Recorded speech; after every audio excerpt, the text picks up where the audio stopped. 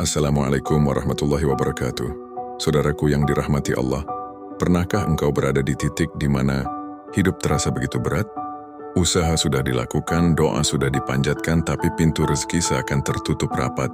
Tagihan datang silih berganti, hutang terasa menghimpit, dan malam-malam pun diisi dengan gelisah, sambil menatap langit dan berbisik lirih. Ya Allah, apa yang harus aku lakukan? Saudaraku, jangan tergesa menyimpulkan bahwa Allah murka. Kesempitan rezeki bukanlah tanda kebencian, tapi sinyal lembut dari Allah agar engkau kembali mengingatnya.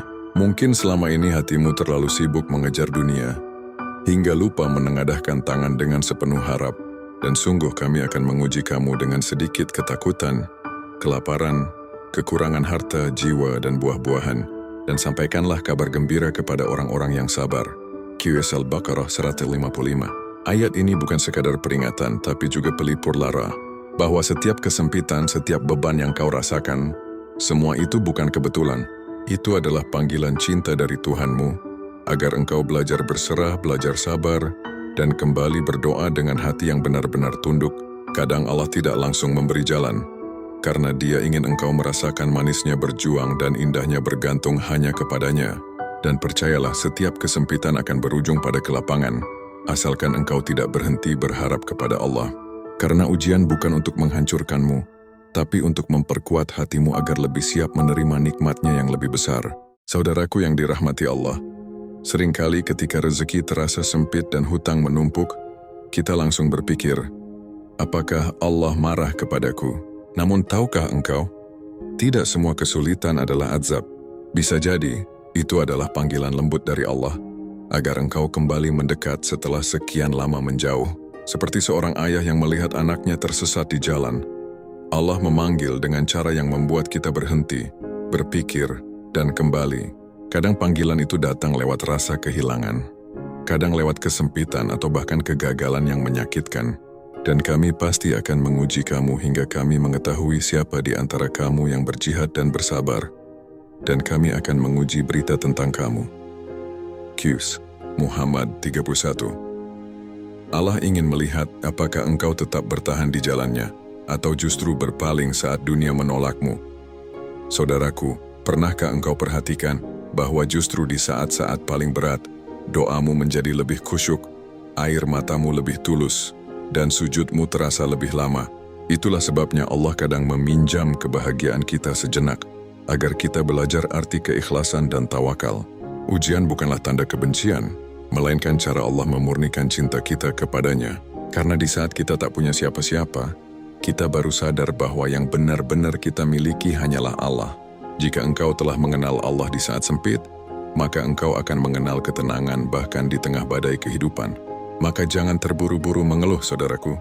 Setiap kesulitan menyimpan pesan, setiap kesempitan menyimpan hikmah, dan setiap tangisan bisa jadi pintu menuju rahmat Allah. Saudaraku yang dirahmati Allah, tawakal bukan berarti diam tanpa usaha, melainkan berusaha sekuat tenaga lalu menyerahkan hasilnya sepenuhnya kepada Allah.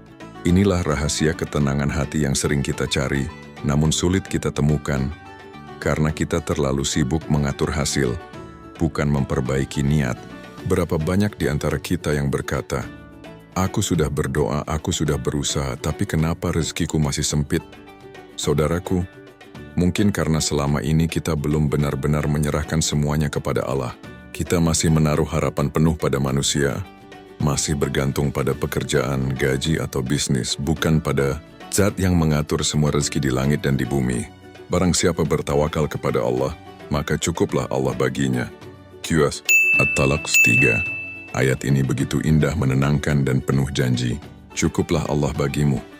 Bukan karena dunia akan selalu mudah, tapi karena hati yang bertawakal tidak akan goyah, meski badai kehidupan datang bertubi-tubi. Bayangkan seseorang yang sedang tenggelam dalam kesulitan. Ia mencoba berenang sendiri, melawan arus hingga kelelahan. Namun begitu ia mulai menyerah dan berkata, Ya Allah, aku pasrah. Aku tak mampu lagi kecuali dengan pertolonganmu. Disitulah air yang tadinya menghimpit tiba-tiba terasa lebih ringan. Karena saat itu, dia sudah tidak lagi melawan takdir, tapi mengikuti arus kasih sayang Allah.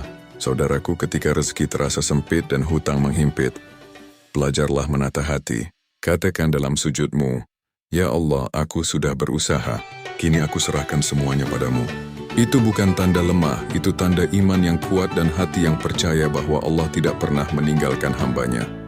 Tawakal bukan berarti menyerah tanpa daya, tapi percaya bahwa setiap takdir, bahkan yang paling pahit, adalah bagian dari rencana terbaik Allah untuk mengangkat derajatmu.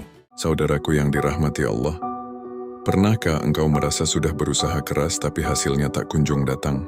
Usaha berjalan, doa tak pernah berhenti, namun rezeki seolah-olah tertahan di tengah jalan. Mungkin bukan karena Allah menolak doamu, tapi karena hatimu belum tenang untuk menerimanya. Ingatlah, rezeki tidak hanya datang lewat kerja keras, tapi juga lewat ketenangan dan keyakinan hati. Ketika hati gelisah, dipenuhi rasa takut dan khawatir, itulah yang justru menghalangi datangnya pertolongan Allah. Sesungguhnya Allah tidak akan mengubah keadaan suatu kaum sampai mereka mengubah keadaan yang ada pada diri mereka sendiri. QS Ar-Ra'd 11. Ayat ini tidak hanya bicara tentang tindakan, tetapi juga tentang kondisi hati, karena seringkali yang perlu kita ubah bukan keadaan di luar, melainkan isi hati di dalam. Saudaraku, rezeki itu ibarat air. Ia mengalir ke tempat yang bersih, jernih, dan tenang. Jika hatimu penuh keluh kesah, iri, dan cemas, air itu tak akan bisa masuk. Tapi ketika hatimu mulai ridha, sabar, dan yakin, maka aliran rezeki itu akan datang dengan sendirinya. Ada saat di mana Allah menahan rezeki bukan karena Dia pelit, tapi karena Dia ingin membersihkan wadahnya terlebih dahulu, yaitu hatimu. Sebab jika rezeki datang di saat hati belum siap, maka nikmat itu bisa berubah menjadi fitnah. Maka sebelum memohon rezeki, perbaikilah hatimu. Tenangkan jiwamu, bersihkan niatmu, dan kuatkan keyakinanmu. Katakan dalam doamu, "Ya Allah, lapangkanlah hatiku sebelum Engkau lapangkan rezekiku." Karena rezeki yang paling berkah bukan yang banyak, tapi yang datang bersama ketenangan dan rasa cukup. Saudaraku yang dirahmati Allah, tahukah engkau bahwa kunci dari pintu rezeki bukanlah kepintaran atau tenaga yang besar, melainkan rasa syukur yang tulus. Banyak orang berlari mengejar dunia, namun lupa berhenti sejenak untuk bersyukur atas apa yang sudah dimiliki. Padahal Allah telah menjanjikan dengan begitu jelas, "Sesungguhnya jika kamu bersyukur, pasti aku akan menambah nikmat kepadamu." QS Ibrahim Dorunju. Lihatlah, bukan sekadar janji biasa, tetapi janji pasti dari Allah. Namun seringkali, kita lebih mudah menghitung kekurangan daripada nikmat yang sudah ada. Kita lebih cepat mengeluh daripada berterima kasih. Dan disitulah letak ujian yang sebenarnya.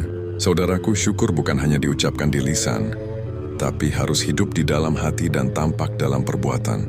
Ketika kita bersyukur, sebenarnya kita sedang berkata kepada Allah, "Ya Rabb, aku percaya Engkau sudah memberi yang terbaik untukku." Dan rasa syukur yang tulus itu adalah magnet rezeki yang paling kuat. Karena Allah mencintai hati yang ridha, dan dari cintanya itulah mengalir segala kebaikan. Bayangkan seseorang yang hidup sederhana, makan hanya dengan lauk seadanya. Namun setiap kali menyuap makanan, ia tersenyum sambil berkata, "Alhamdulillah." Lihatlah betapa tenang hidupnya. Ia mungkin tak punya banyak harta, tapi Allah cukupkan kebutuhannya dan lapangkan hatinya. Sebaliknya, banyak orang yang berlimpah materi namun selalu merasa kurang, karena yang hilang darinya bukan uang, melainkan rasa syukur yang telah pudar. Saudaraku, jika ingin rezekimu bertambah, jangan tunggu kaya untuk bersyukur, tapi bersyukurlah agar engkau kaya. Saudaraku yang dirahmati Allah, terkadang kita memandang ujian sebagai hukuman, padahal sesungguhnya ujian adalah tanda cinta Allah. Allah tidak akan menguji hambanya tanpa alasan, dan tidak akan membiarkan air mata jatuh sia-sia. Apakah manusia mengira bahwa mereka akan dibiarkan berkata, "Kami beriman," sementara mereka tidak diuji? QS Al-Ankabut 2. Lihatlah betapa lembutnya cara Allah mendidik kita. Dia menguji bukan untuk menyakiti, tetapi untuk mengangkat derajat dan membersihkan hati dari sifat-sifat yang menghalangi keberkahan. Ketika engkau diuji dengan kesempitan rezeki, itu bukan tanda bahwa Allah membencimu, melainkan tanda bahwa Allah ingin mendekatkanmu kepadanya.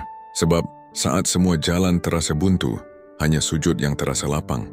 Saudaraku, seperti emas yang dibakar untuk menjadi murni, begitu pula hati manusia dibakar oleh ujian agar menjadi bersih dan kuat. Tanpa ujian, kita takkan tahu seberapa dalam sabar kita, seberapa kuat iman kita, dan seberapa besar cinta kita kepada Allah. Kadang Allah menunda pertolongan agar engkau belajar bersabar.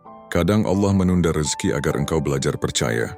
Dan kadang Allah membiarkanmu jatuh agar engkau tahu bahwa tempat bersandar terbaik hanyalah Dia. Setiap kesulitan, setiap air mata adalah cara Allah menghapus dosa-dosa kita. Dan siapa yang bersabar dalam ujian, maka ia sedang naik tangga menuju kemuliaan. Ujian bukan penghalang rezeki, tapi jembatan menuju keberkahan yang lebih besar. Saudaraku yang dirahmati Allah, akan datang satu titik dalam hidupmu di mana semua usaha terasa tak berdaya, semua rencana berantakan, dan semua harapan dunia seolah sirna. Namun di saat itulah, Allah sedang menuntunmu menuju titik paling indah, titik penyerahan diri, saat engkau berkata dalam sujud, "Ya Allah, aku sudah berusaha, kini aku serahkan semuanya padamu." Maka itulah momen di mana hidupmu mulai berubah, karena ketika tanganmu terlepas dari dunia, Allah akan menggenggamnya dengan kasih sayangnya. Saudaraku, tawakal bukan berarti berhenti berjuang, tapi berhenti mengeluh dan mulai percaya.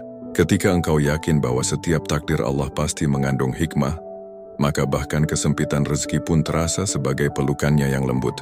Lihatlah bagaimana hidup menjadi lebih tenang ketika engkau berhenti memaksakan kehendak dan mulai mengizinkan Allah mengatur segalanya. Karena sungguh, tidak ada keputusan Allah yang salah. Setiap jalan, setiap air mata, setiap penantian, semuanya adalah bagian dari rencana terbaiknya. Dan barang siapa berserah diri kepada Allah, sedang dia berbuat baik, maka sesungguhnya dia telah berpegang kepada tali yang kuat. QS, Luqman 22. Saudaraku, mungkin sekarang engkau sedang berada di masa sulit, dihimpit hutang, rezeki sempit, hati lelah.